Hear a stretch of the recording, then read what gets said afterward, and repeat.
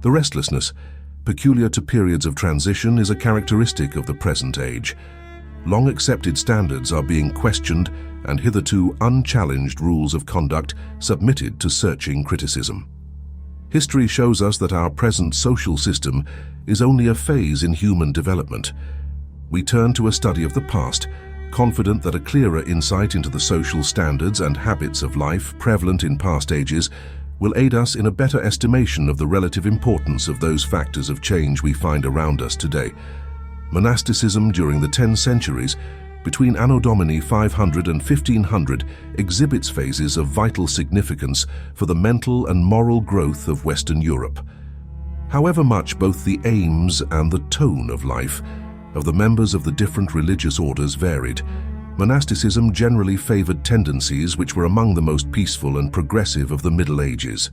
For women especially, the convent fostered some of the best sides of intellectual, moral, and emotional life.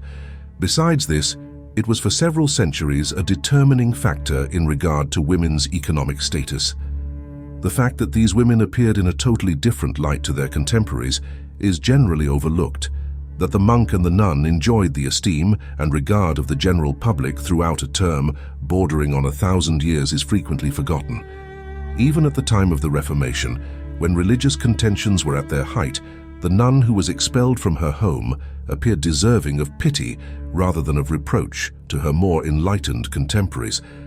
As part of an institution that had outlived its purpose, she was perhaps bound to pass away. But the work she had done and the aims for which she had striven contributed their share in formulating the new standards of life. The attitude of mind which had been harbored and cultivated in the cloister must be reckoned among the most civilizing influences which have helped to develop mental and moral strength in Western Europe. The social value of cloistered life in itself may be disputed. To the Protestant of the 16th century, a profession which involved estrangement from family ties appeared altogether harmful.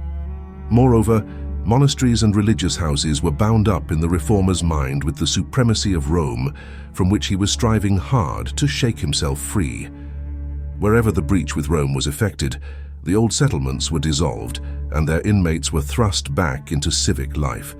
To men, this meant much, but it meant less to them than to women. In losing the possibility of religious profession at the beginning of the 16th century, women lost the last chance that remained to them of an activity outside the home circle. The subjection of women to a round of domestic duties became more complete when nunneries were dissolved, and marriage for generations afterwards was women's only recognized vocation. In certain countries, however, where the monastic system with all the privileges it conferred on women was swept away, we now find a strong public opinion against the restriction of women's activity to the domestic circle, and these countries were among the first to break down the artificial barriers imposed on woman's influence and grant her some share in the intellectual and political life of the community. The rights and treatment which the women of today deserve and demand are in many ways analogous to the right which the convent secured to womankind 1,000 years ago. The woman of today had a precursor in the nun who sought a field of activity in the convent. For the nun also hesitated, it may be from motives which fail to appeal to us, to undertake the customary duties of life back then.